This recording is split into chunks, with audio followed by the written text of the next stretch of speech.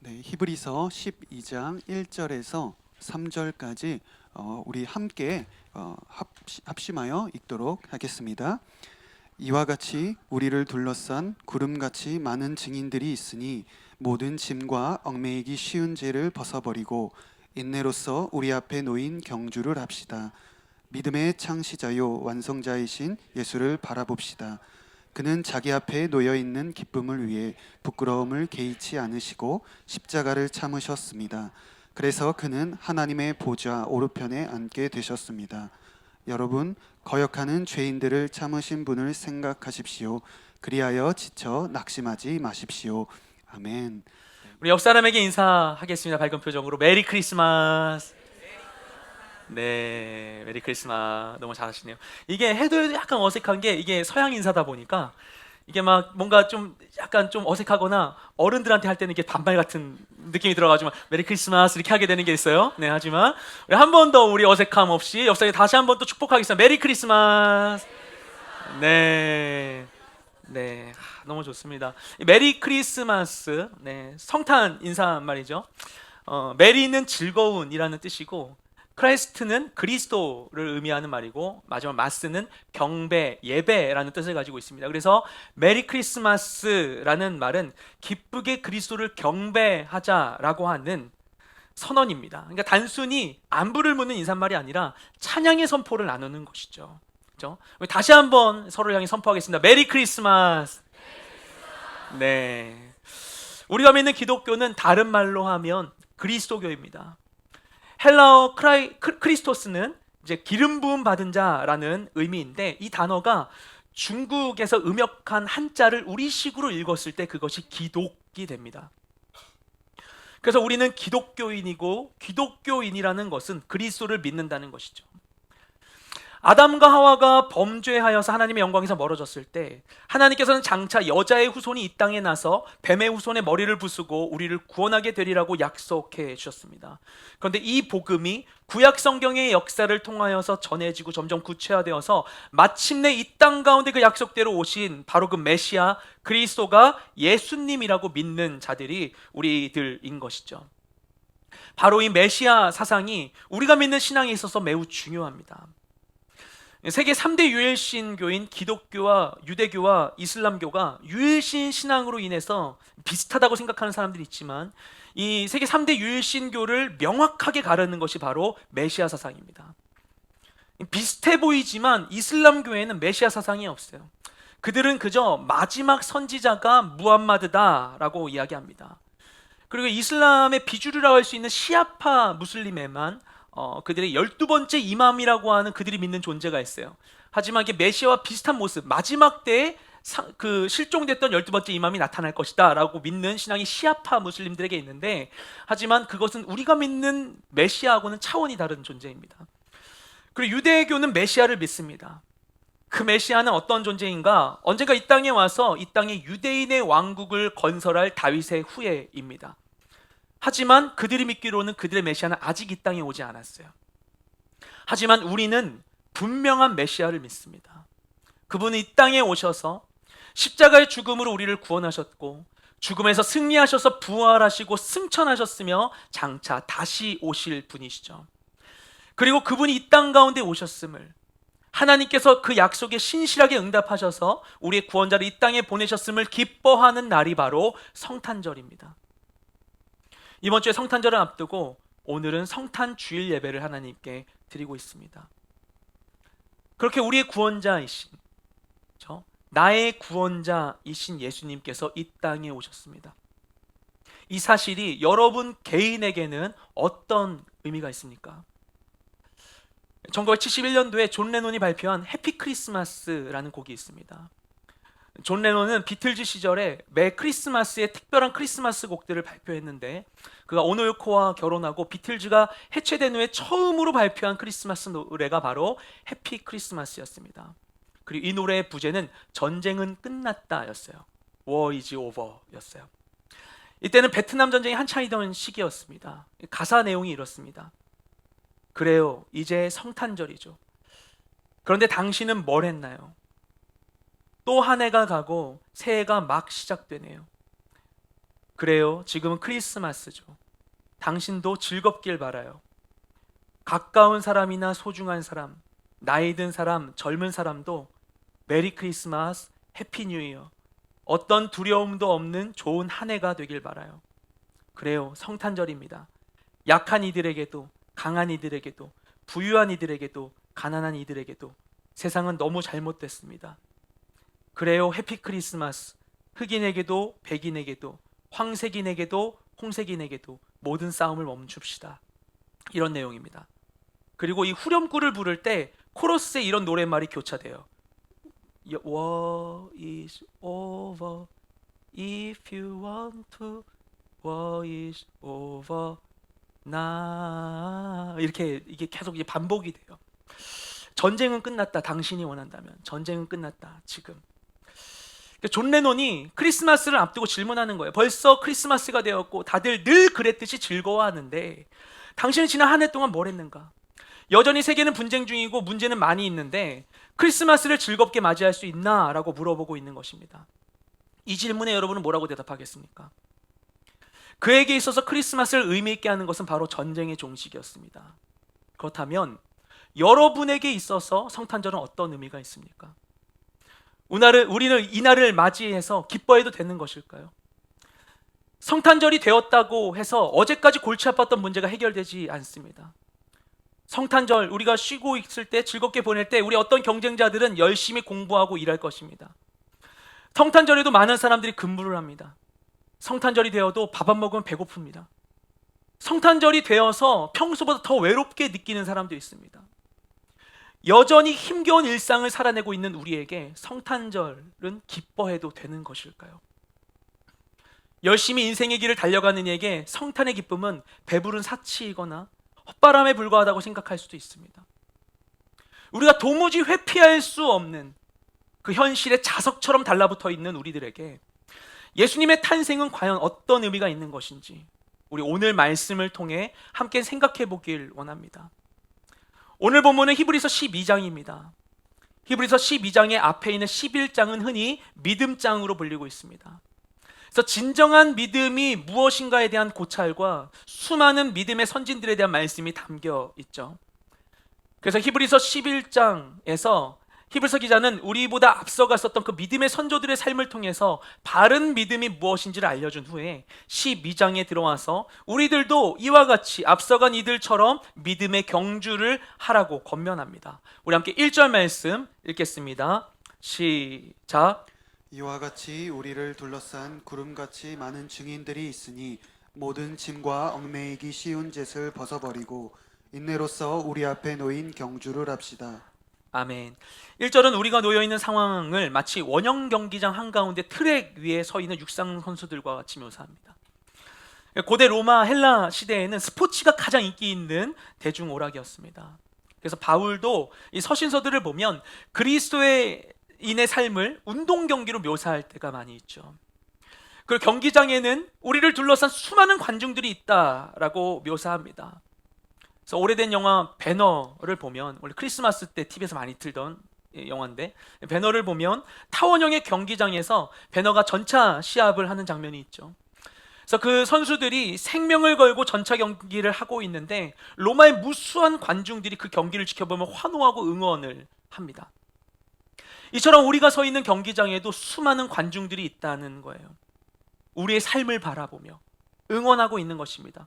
본문에는 이들을 구름같이 많은 증인들로 표현합니다. 이들이 바로 앞서 11장에서 이야기한 그 믿음의 선조들입니다. 이들이 지금 우리를 구름같이 둘러싸서 우리의 삶의 경기를 지켜보고 있으니 우리의 경주, 이 달리기 시합에 최선을 다하라고 이야기하는 것이죠. 여러분은 이 이야기처럼 여러분의 인생이 달리기 시합과 같다고 생각하십니까? 그렇죠. 우리는 열심히 달리고 있습니다. 쫓고 쫓기며 1등을 위해 몸을 뻗고 있습니다. 이기기 위해서, 남들보다 앞서기 위해서 열심히 수고합니다. 하지만 원하는 결과를 얻지 못하고 뒤처지게 되면 좌절하고 실망하죠.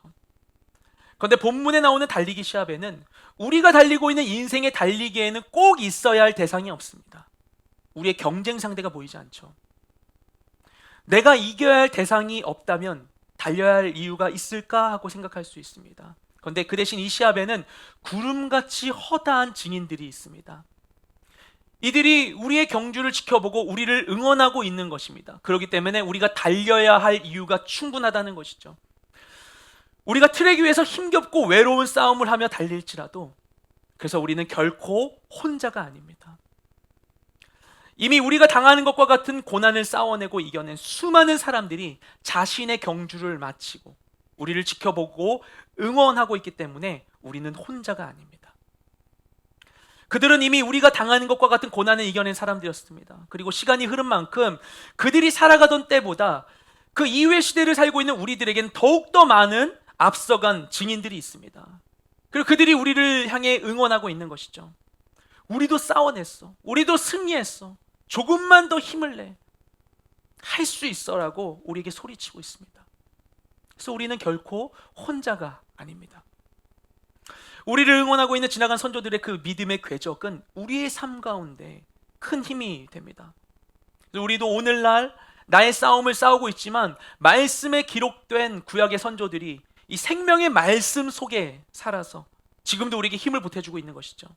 그래서 우리는 그들과 함께 달리고 있는 것입니다. 그리고 그것이 단지 그냥 말로만 그런 게 아니라 정말 그럴 수 있는 것이, 우리가 믿는 하나님은 무소부재하신 분이신데 그분이 모든 곳에 계시다라는 것은 공간뿐만 아니라 시간도 초월하는 것이죠. 그분은 공간뿐만 아니라 모든 시간에도 함께 임재하시는 분이십니다. 이것을 하나님의 영원성 또는 하나님의 무시간성이라고 이야기합니다. 우리는 시간이 존재하는 세계 안에서 시간의 제약을 받기 때문에 늘 현재를 살아가죠. 그래서 과거는 우리를 스쳐 지나가고 미래는 아직 모르는 과거와 미래의 경계 사이를 살고 있는 것이죠. 과거와 미래 사이에서 늘 그 현재의 경계 가운데 살아가고 있습니다. 하지만 하나님께서는 시간을 초월하시고 오히려 시간이 하나님 속에 있는 것이죠. 그래서 하나님은 모든 시간에 동시에 계시는 것입니다. 지금 내가 하나님하고 기도할 때 내 기도를 들으신 하나님께서 그분의 입장에서는 동시에 아브라함의 기도도 듣고 계시는 것이죠. 그런 의미에서 말씀 속 믿음의 선조들의 삶 가운데 역사하신 하나님 우리가 바라볼 때 그때 그분이 과거의 믿음의 선진들에게 하신 것과 동일하게 지금 나와 함께 하심을 믿고 나아갈 수 있는 것입니다. 그렇게 믿음의 경주를 달리기 위해서 우리는 어떻게 해야 하는가? 본문에는 믿음의 경주를 위해서 준비해야 할 두 가지 사항이 나옵니다. 하나는 무엇인가 하면 모든 무거운 짐을 벗어버리는 것이고, 다른 하나는 얽매이기 쉬운 죄를 벗어버리는 것입니다. 우리가 달리기를 할 때 기록에 방해가 되는 요소가 두 가지 있죠. 하나는 몸에 저항을 주는 것들입니다.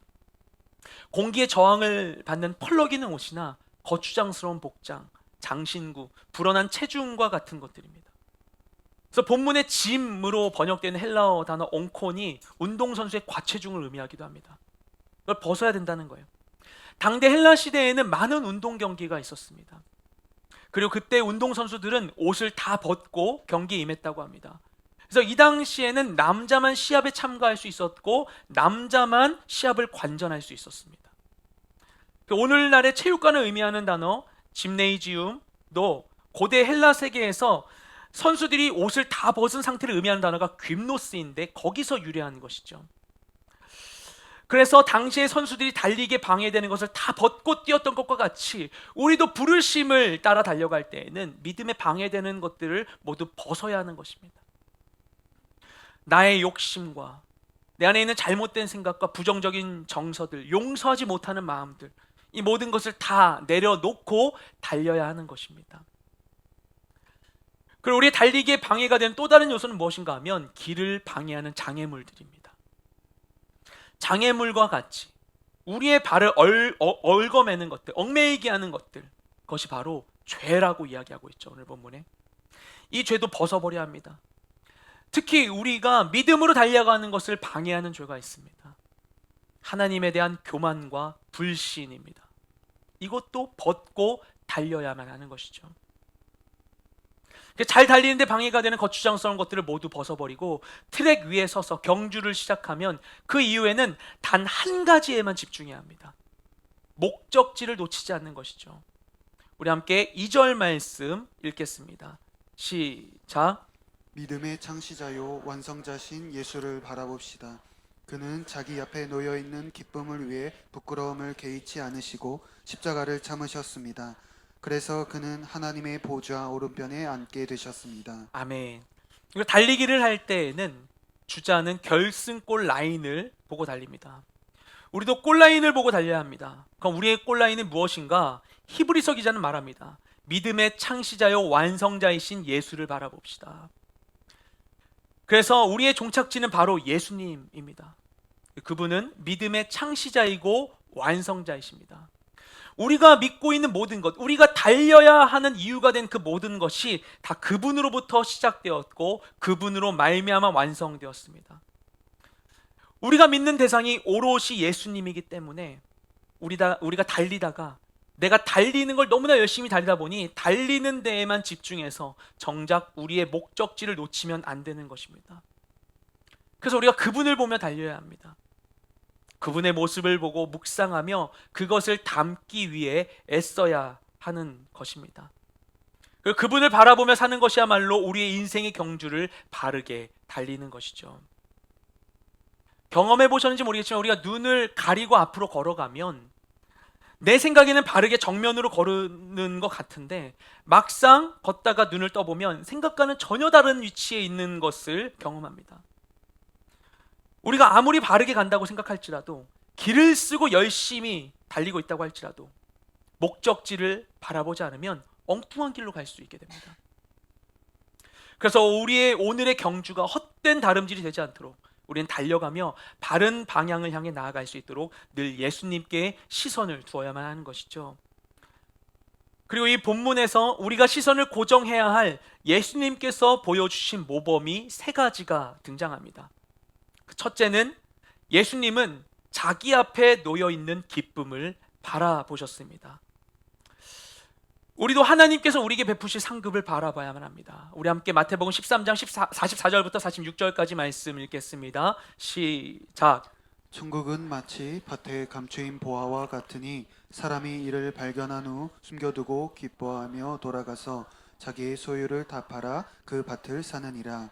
또 천국은 마치 좋은 진주를 구하는 장사와 같으니 극히 값진 진주 하나를 발견하매 가서 자기의 소유를 다 팔아 그 진주를 사느니라. 아멘. 하나님 나라는 마치 밭에 감추인 보화와 같다고 합니다. 그래서 그것을 이 보화를 발견한 사람이 묻어두고 가서 모든 것을 팔아서 그 밭을 사는 것과 같이 추구해야 한다고 이야기합니다. 또한 하나님의 나라는 마치 값진 진주를 구하고 있는 상인과 같아서 이 진주의 가치를 아는 사람이기 때문에 귀한 진주를 발견한 후에 모든 것을 팔아서 그 진주를 사는 것처럼 사모해야 한다고 이야기합니다. 우리도 우리가 달리는 이유를 알아야 합니다. 하나님께서 주실 영원한 상급과 영원한 기쁨, 현실의 고난을 뛰어넘는 기쁨을 사모할 때 그때 우리가 힘을 내어 달릴 수 있게 됩니다. 인간의 욕망의 끝을 볼 수 있는 건 의외로 어른이 아니라 아이들에게서입니다. 저희 아들이 요즘 열심히 하나님께 기도하고 있습니다. 산타 할아버지를 통해서 좋은 선물을 달라고 하는 것이죠. 저 요즘 산타 할아버지 덕을 많이 봅니다. 아이들 육아에. 부모가 되면 좀 치사해져요.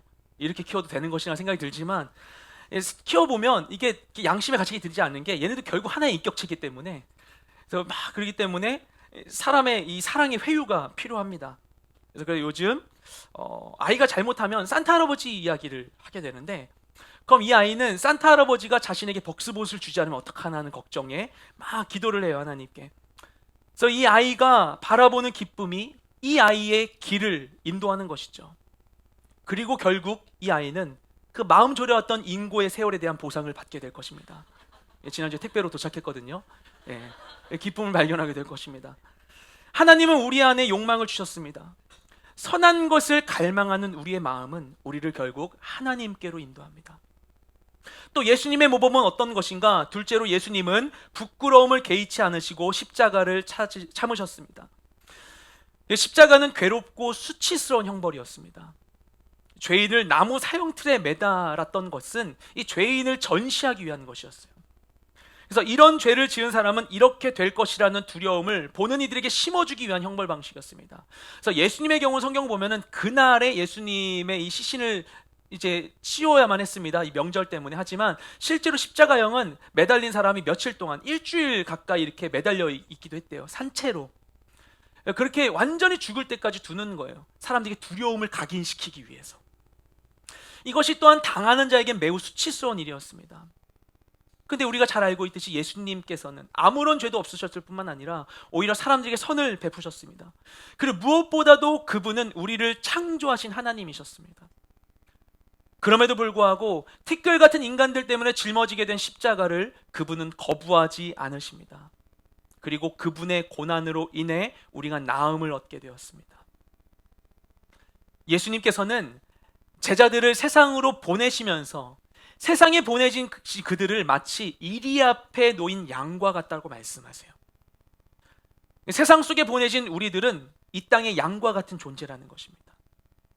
그리고 이 땅의 진정한 양의 모범을 보여주신 분이 바로 예수님이시죠.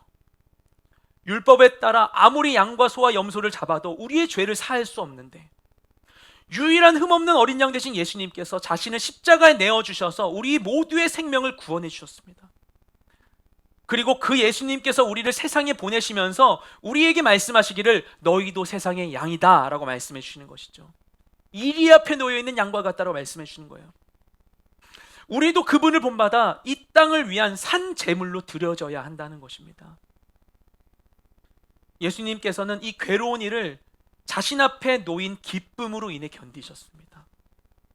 그래서 우리가 하나님 앞에서 온전한 소망을 품게 될 때 이 양으로서의 부르심을 완성할 수 있게 되는 것입니다.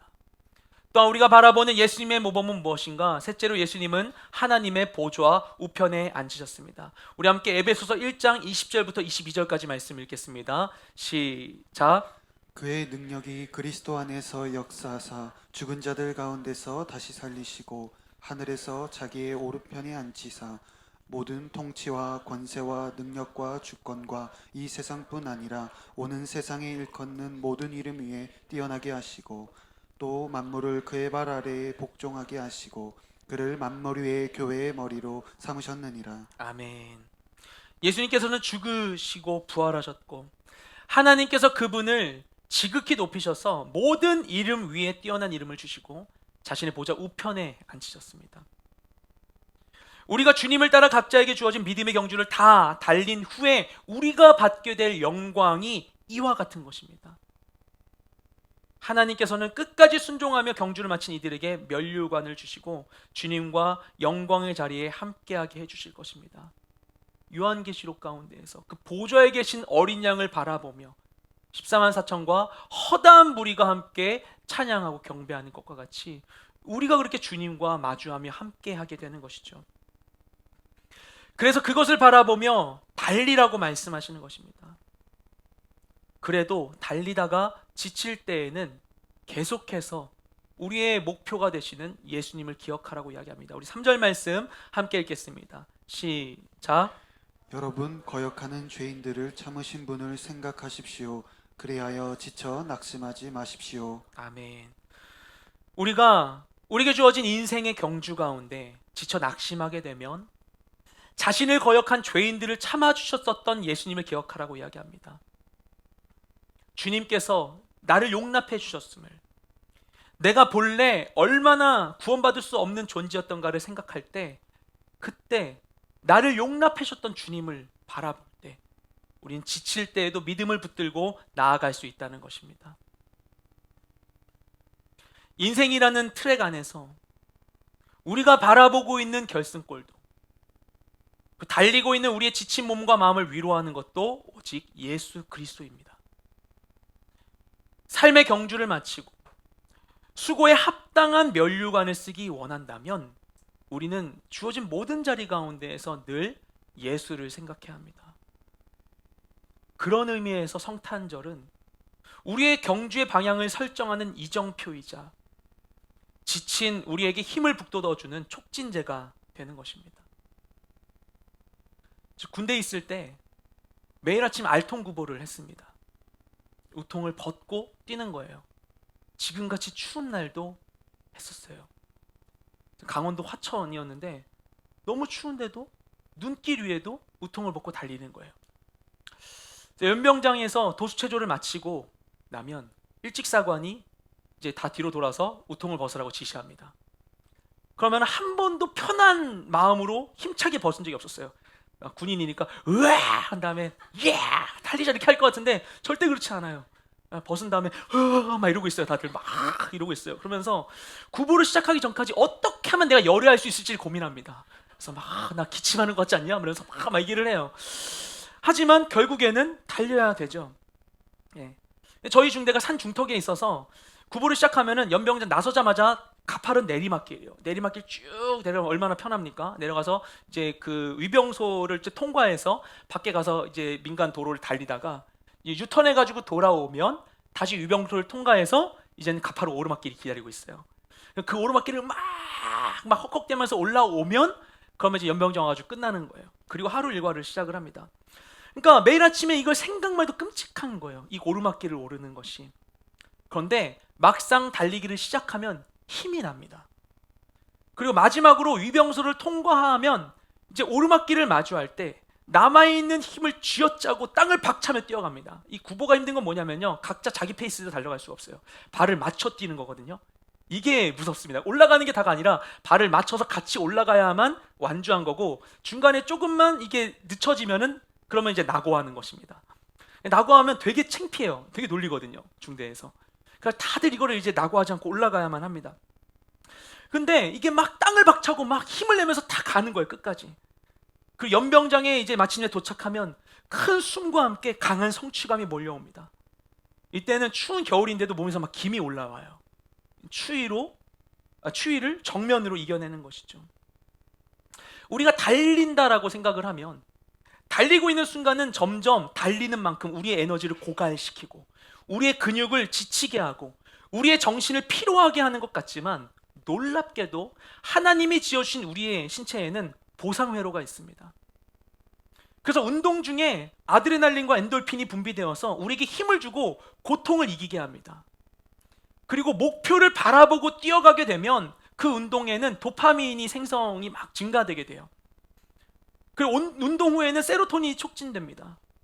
그래서 달리고 있는 순간은 고통의 연속이 아니라 기쁨과 고통이 조화를 이루는 시간이 됩니다. 그래서 우리에게 보상이 주어지는 것이죠. 이처럼 기쁨은 상황과 환경을 초월하여 발생합니다. 우리가 수고하고 있을 때는 고통만 있는 게 아니에요. 기쁨이 주어집니다. 우리는 어느 순간에도 기뻐할 수 있어요. 나는 바쁘기 때문에 기뻐할 수 없다. 나는 아직 일이 있어서 기뻐할 수 없다. 나는 어려운 일이 있어서 기뻐할 수 없다. 나는 과거의 상처가 있어서 기뻐할 수 없다. 나는 세상이 너무나 어둡고 괴로워서 기뻐할 수 없다는 말은 다 거짓말입니다. 우리는 힘겨워도 기뻐할 수 있습니다.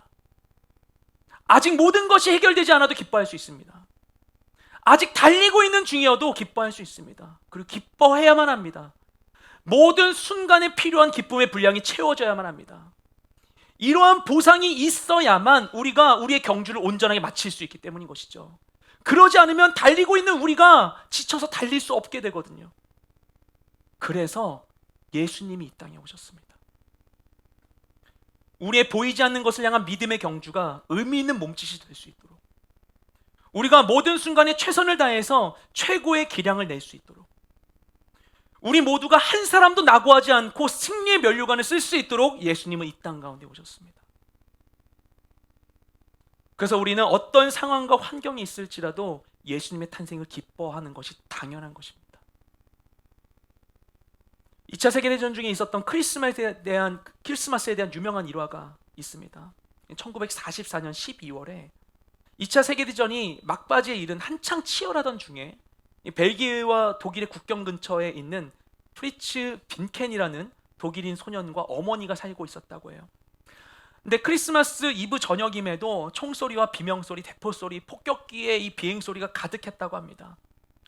근데 저녁을 기다리고 있는 중에 누군가가 오두막에 문을 두드려서 문을 열어보니 적국인, 그들은 독일인이었는데 적국인 미군 두 사람이 다쳐서 누워있는 병사를 끌고 함께 서 있었답니다. 그러면서 겨우 의사소통을 해서 이야기를 들어보니 사흘간 숲속을 헤맸었는데 잠깐만 쉴 수 있게 해달라고 이야기했는데 그들을 거부할 수 없었대요. 그들 안으로 들이고 크리스마스 이브에 쓰려고 아껴뒀던 재료로 요리를 준비했습니다.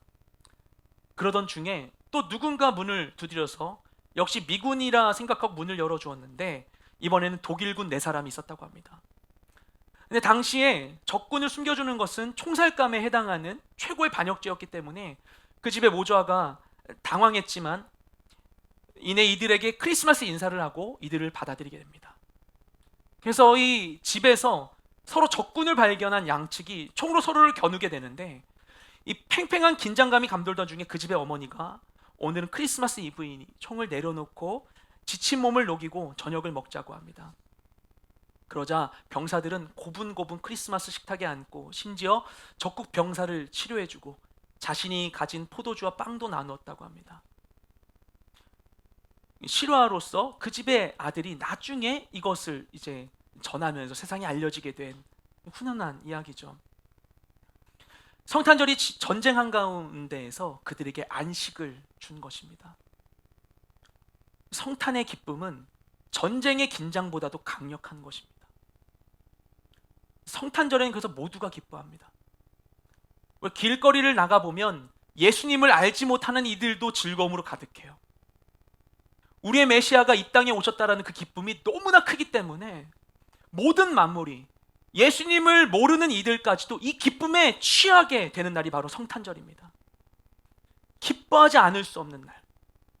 예수님께서 이 유대인들이 저 당신을 향하여서 메시아라고 얘기하고 이 사람들 좀 조용히 시키라고 하니까 이들이 하지 않으면 이 돌들이 대신 소리칠 거라고 얘기했던 것과 같이 우리에게 부어지고 넘쳐서 세상에 예수님 알지 못하는 자들까지 모든 만물이 기뻐하게 되는 날이 바로 성탄절인 것이죠. 그래서 누가 뭐라고 하더라도 이날만큼은 기뻐하는 것이 맞습니다. 아직 세상에 전쟁이 그치지 않고 아직 우리 삶에 문제들이 남아있을지라도 이 불완전한 미완의 인생 속에서 이미 십자가에서 모든 것을 이기신 주님, 지금 나를 붙드는 모든 문제로부터 이미 우리를 구원하신 주님, 우리의 경주를 영원한 상급으로 보상해 주실 그 주님을 바라보면서 그 무엇도 막을 수 없는 기쁨을 누리는 것입니다. 세상이 줄 수도 빼앗을 수도 가릴 수도 없는 이 기쁨을 가지고 우리를 위해 예비된 이 기쁨의 면류관을 바라보며 각자에게 주어진 삶의 경주를 완주하는 우리 모두가 되시길 주님의 이름으로 축복합니다. 여러분의 지금의 삶 가운데 다른 어떤 것으로도 내 안에 있는 기쁨이 채워지지 않는다 생각할지라도, 그래서 나는 기뻐할 수 없다고, 이 문제가 해결되지 않아서 기뻐할 수 없다고, 그 사람 때문에 기뻐할 수 없다고, 그 사건 때문에 기뻐할 수 없다고 생각할지라도, 그런 우리의 부족한 인생 가운데에서 한 사람도 놓치지 않고 기쁨을 누릴 수 있도록 예수님이 이 땅에 오셨습니다. 여러분, 기뻐하십시오.